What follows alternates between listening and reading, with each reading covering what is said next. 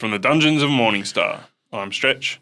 And I'm Clint. And again, this is Prevailing Strange.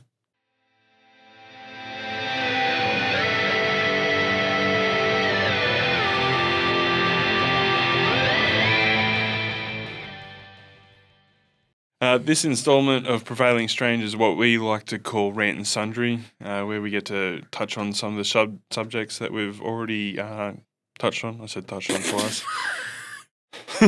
Anyway, we might tell some jokes and, we'll see how we go. Shit. Yeah, talk shit. Talk shit. All right, you got some jokes for me? All right, I got one for you. Mm-hmm. I really don't understand America's, why are they so against the metric system? They've been using 9mm in schools for years.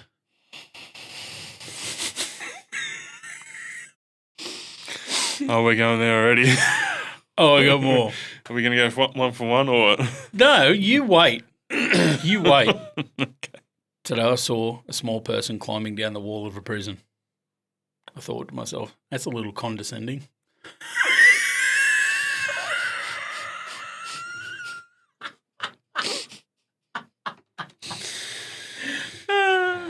Fuck. Did you know that Mortal Kombat is actually based on a Scandinavian church? It's to finish him.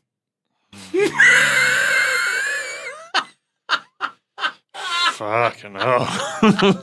That one's a bit of a stretch. Oh, no way. That's fucking good.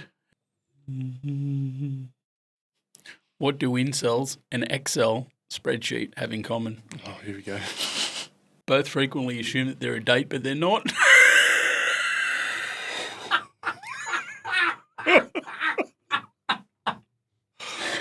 Oh, fuck. That's a good one. Oh, man. Oh, shit. I've got a headache already. All right, that's a few. Let me tell a few. Hang on. No. You save them for next week. Oh, you're a dog. A weasel walks into a bar. The bartender looks down and goes, "Wow, never served a weasel before. What's your name?" "Pop," goes the weasel. It's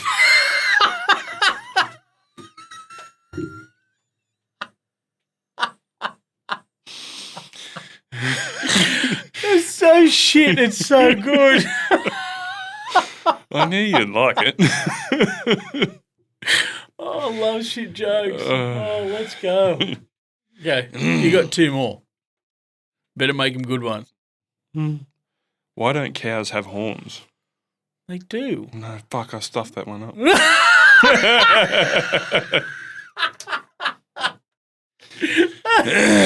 Silly sausage. We'll start again if this What one about doesn't hit. Mabel? Yeah, if this one doesn't hit. Anyway, why do cows wear bells? Why? Because their horns don't work. That works even better. Fuck. Gotta hack around and fucking punch one. It works even better because you fucked it up the first time. What's the difference between Jesus and a picture of Jesus? It only takes one nail to hang a picture of Jesus.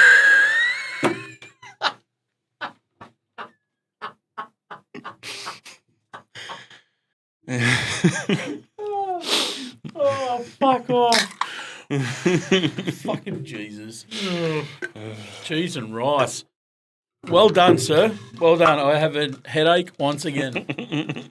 Appreciate you. No. So that's it for everything.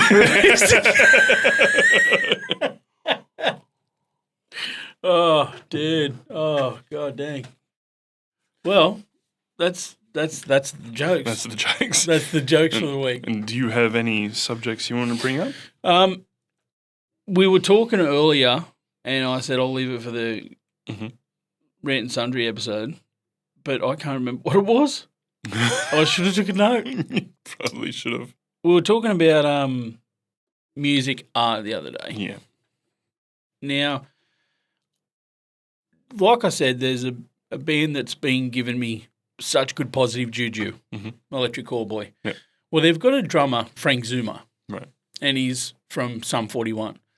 So when they come to Australia, David had to rush home. So that was their original drummer. And he's recently left the band he wants to focus on his family and blah, blah, blah. Mm-hmm. So Frank Zumo is now doing the European tours. Yep. And he was done an interview the other day and he's like, when I was with Sum 41, we'd get to stage 5 minutes early. Yep. Electric Callboy, they want to be on stage half hour early. Yeah, right. And I didn't get it. Like, why? And he's like, and then they say, no, you got to put in your ear monitors. So he puts on his ear monitor and he's like, and it's just straight hardcore techno. And they're going nuts. They're having a party before the thing. And I'm like, man, this is the shit.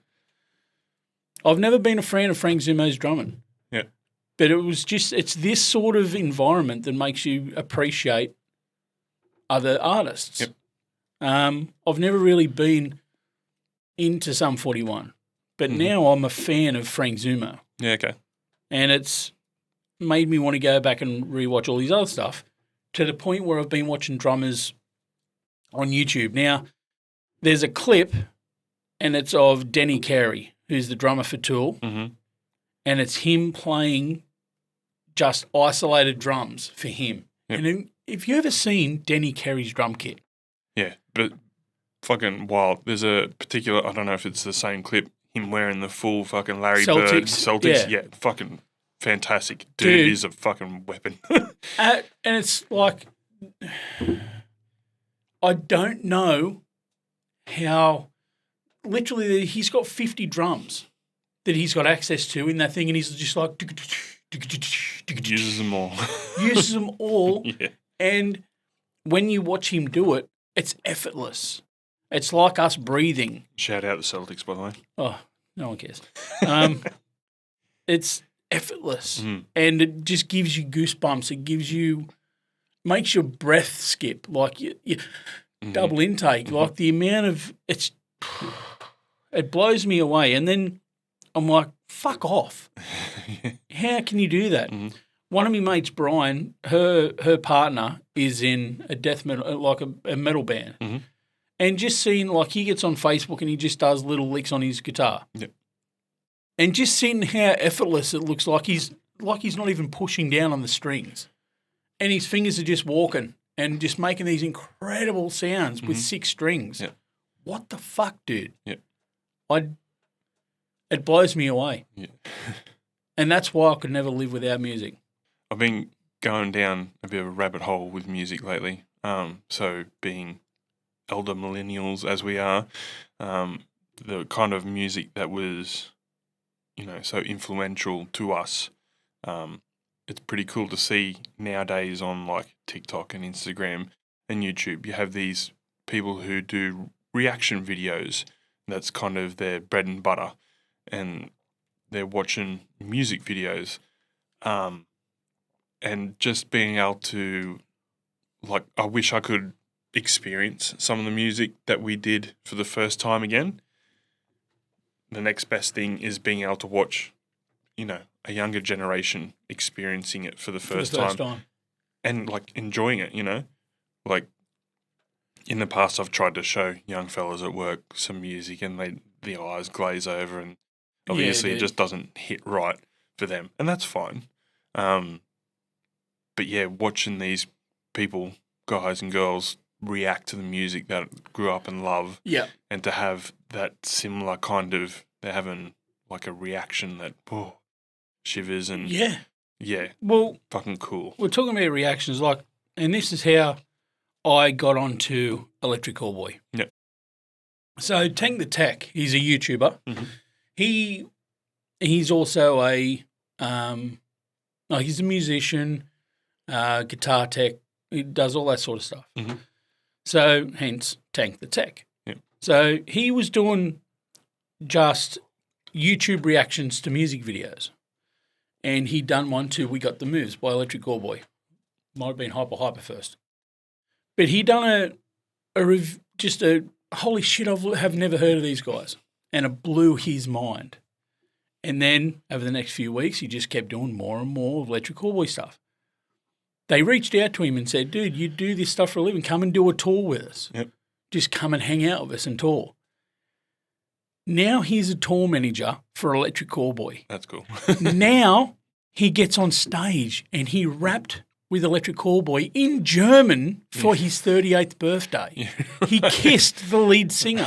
He's best friends with the other lead singer. Yep. When he goes to Germany, he lives with fucking... It's amazing what YouTube has done for people. Yep. And it's amazing to see people that are so passionate about music Yep. and who have introduced me to music, Yep. to this. Well, I tell a lie. Scotty Pickering used to say, Eskimo Callboy, which was what Electric Callboy was first. He's like, you got to listen to Eskimo Callboy. And I'm like, no, it's shit. Get away. And I used to rip shreds off him for it. Is that what it was literally called, Eskimo Callboy? It was called Eskimo Callboy, and they changed it because Eskimo is a derogatory term. So they changed it. Yeah. Germans changing something because it offends people. Who knew? Anyway, we'll put a fence around it, they said. Anyway, so, they changed their name to Electric Callboy and got a new singer in. So Sushi went and made his own band, which is Samurai Pete's Cats now. Yeah, right. So he's got Samurai Pete's Cats and has still got Dan Schema, who's also the guitarist for Electric Callboy. Mm-hmm. So he's in 2 bands at the moment. Yeah, okay. And they brought in Nico, and he's the clean vocalist, and they got Kevin, who's the harsh vocalist. Mm-hmm. And, dude, just seeing them on stage and seeing their film clips and seeing how much fun they have together, you can see why Frank Zimmer's having a ball with them right now. That's awesome. And, if like I said last week, you could be having the worst time ever and you listen to some music that resonates with you, dude, and it'll fix it. Yeah. Amen. In saying that, though, when I took Rachel down to Sydney for her birthday, we went to the art gallery. Mm-hmm. Which one? Which The one? big one. One where they do it's the big fucking sandstone building. Yeah. I know what you're talking about. I can't remember the name of it. There on the quay, near the quay. Yeah. So we went in there, and I've never been one for looking at art, but I was looking at these paintings, dude, that are a story tall and 10 metres wide, and I'm just in awe. Oh, man, I've always just awe. Love looking at art. There's never enough time in the world to go to an art gallery. We got there an hour and a half before it was to close. Yep. And we were walking around, man. I'm just, wow. Yeah. But you see the modern shit, and you're like, what the fuck is that? Well, see, the problem with modern art, like a lot of modern art, some of it is good, but I think the whole thing kind of went downhill with Jackson Pollock and the FBI backing and trying to fuck over the Russians. All I've got to say is a bloke sold an invisible sculpture last week for $160,000. Yeah, see, that's the problem. Like, where's the line?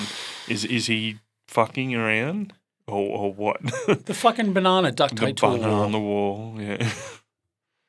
Just fuck off. You just fuck off. And then there's the guys that do them.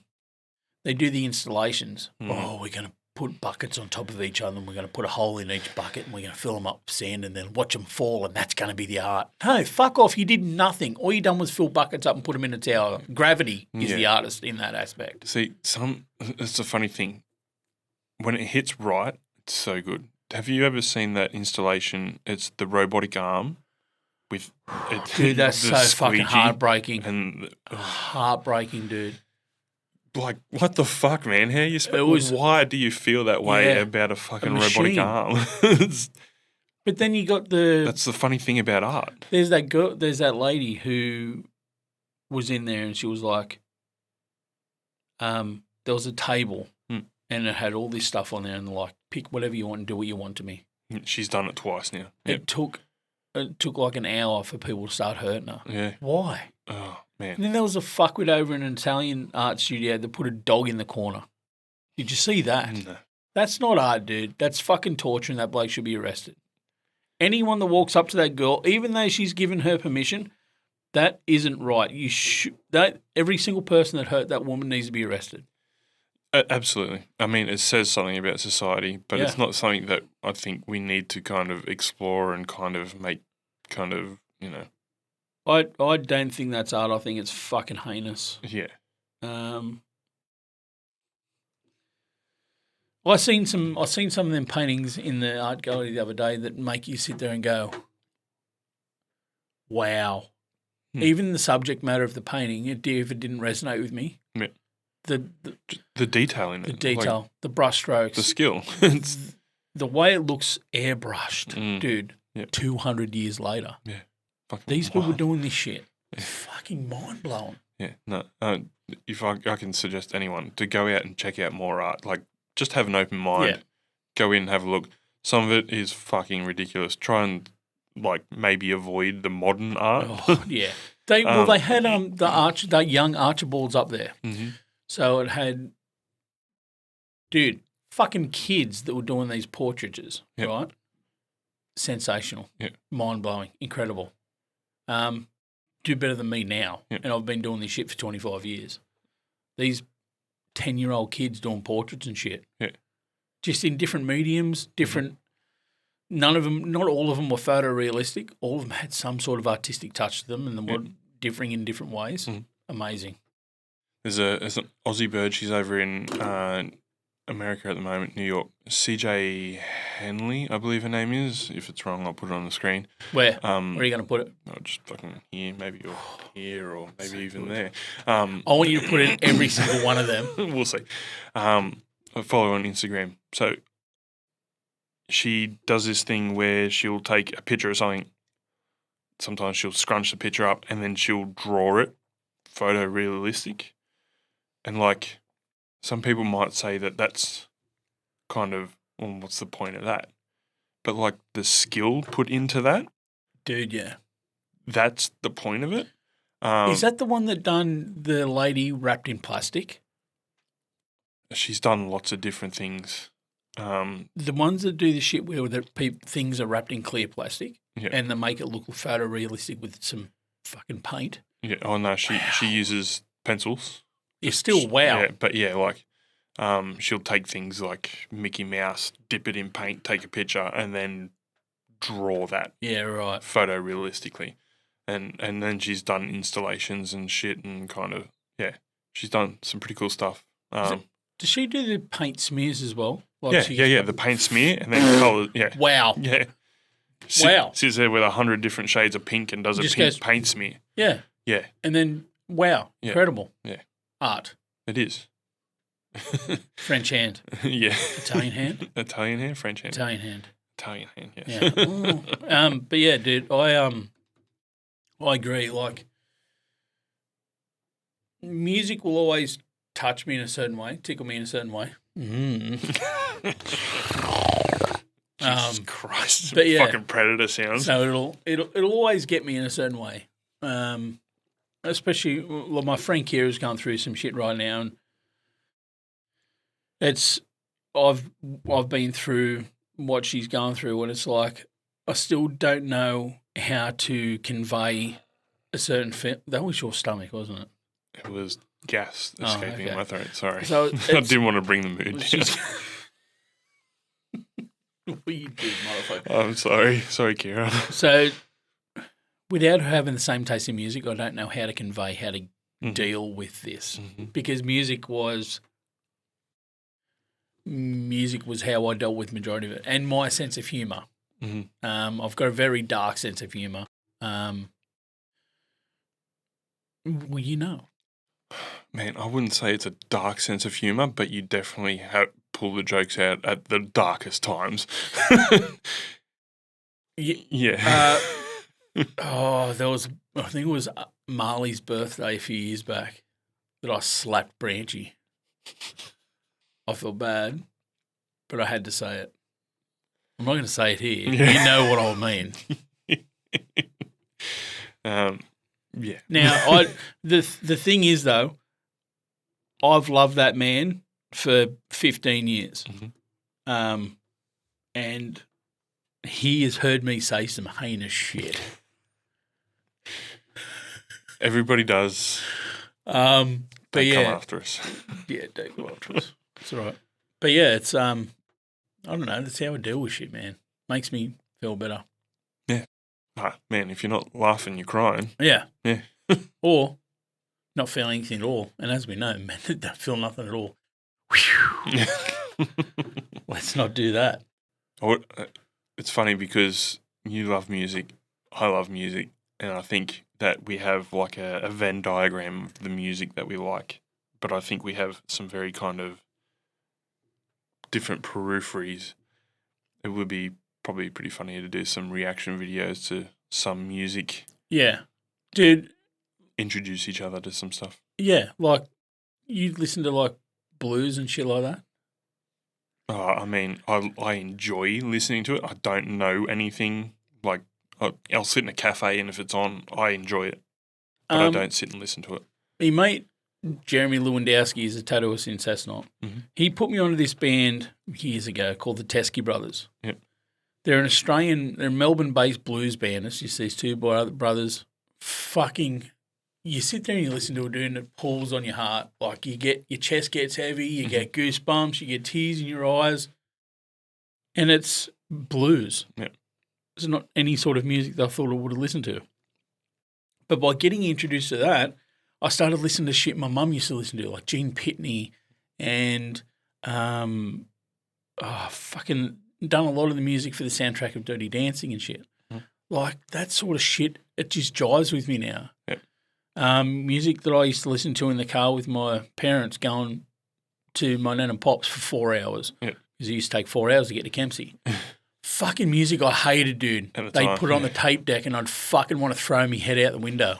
Amen to that. Bro, and now I listen to it. Yeah. Johnny Cash, love it. You give me some fucking Cat Stevens. Come on. Bruce Springsteen. No. Shut up. That was Mum's jam, and I fucking appreciate it now. Do you? Oh yeah. It's having that vast taste in music is really. Dude, I used to hate fucking electric music, EDM. Used to fucking hate it. Yep. Now, I will sit there and I'll listen to like Skella. It's more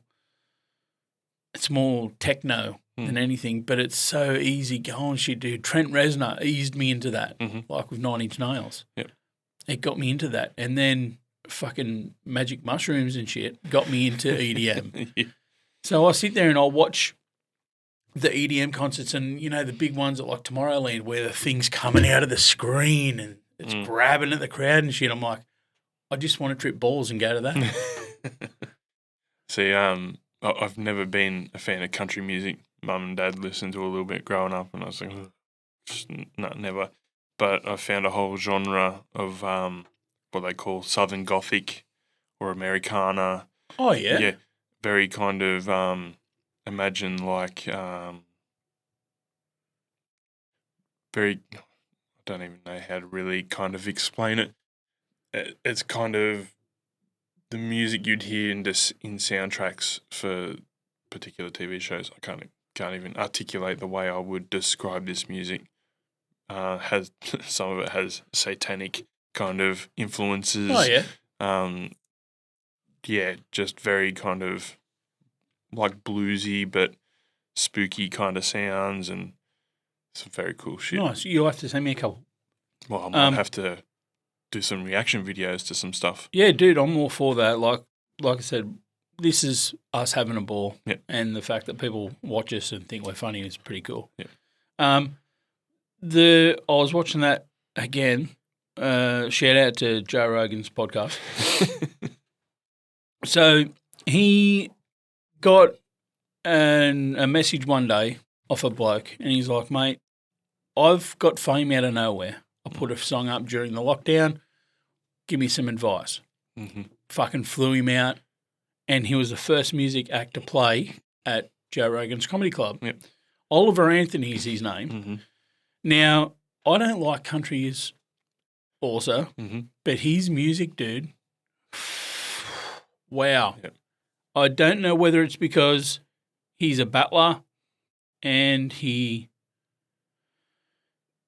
songs that he sings is so relatable. It's not some rich bloke out fucking just singing out of his ass. It's a bloke singing about shit that impacts him in his actual life. The latest song he just released was about his wife is just divorcing him and wants all of his money, like half of his money, but wants money going forward. Yep. and it's a song about scorned women. And it's like, mate, we've all known a scorned woman. Mm-hmm. So it's relatable as shit. Yep. I've never been related to some Gucci gang, Gucci gang, Gucci gang, Gucci gang. That guy just needs to headbutt a knife. Yeah, I like old rap. I mean, some of the new stuff's not. Mate, you give me some Tupac. Do you give me some Eminem? No, I'm thinking Nas, Wu-Tang, Eastside. yeah, Eastside stuff more so than West Side. Do you know what fucks me up? What's that? Biggie was 26. Mm. And they, even today, like people go, Biggie was one of the best rappers that's ever lived. He released one album. Yeah. He was 26. Yeah. What the fuck? Wow. I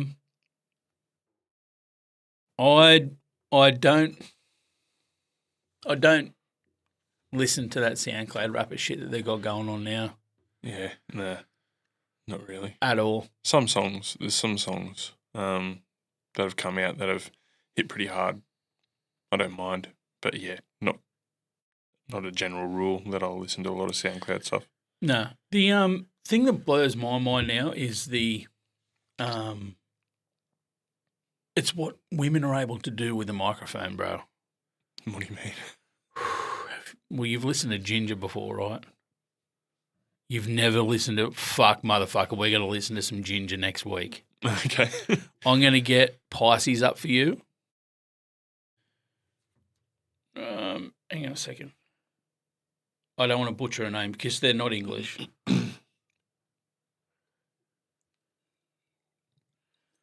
So her name is Tatiana Schmalek. Tatiana Schmalek. Schmalek. Okay. Absolutely stunning woman. This band is sensational, and her vocals are to die for, bro. Oh, dude, yeah, fucking. And the fact that when she starts singing, like at the start, she's like really subtle, very nice, smooth vocals, very fucking beautiful.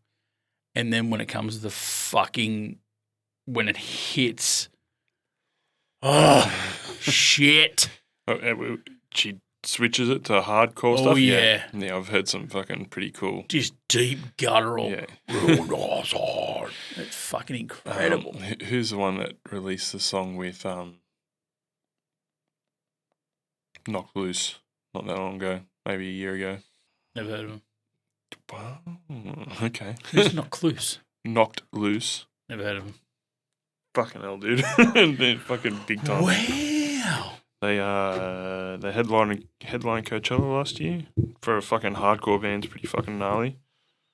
Knocked Loose. Who was the chick that sung with that one song? If you say Poppy, I'm going to headbutt you. It is Poppy. Oh, I fucking hate you. What? It's a fucking sick song, dude. Wrap us up. You're the one that wraps us up, bro. Like, comment, subscribe, do all that fucking shit. Don't fucking listen to him. Like, comment, and subscribe. Thank you. Tell us what you think. Tell us what sort of music you love to listen to. Tell us all the movies you love to listen to. Dude, just fucking prattle on in the comments. Yeah, give us your favourite song. We'll check it out before the next episode. Hell yeah. Give us something to react to. We'll pick the best one. Yeah, we want to hear from you. Exactly. Interact. TikTok's been going off with the jokes. Your jokes are hitting hard with TikTok. We've got 500 followers on Instagram. Oh. 150 on TikTok. Let's go. Fucking killing it. Please. Like, comment, subscribe. Share it around to your friends. We're pretty cool. Love, peace, chicken grease. See you next time. Bye. Oh, fuck yeah. You don't like Poppy? No!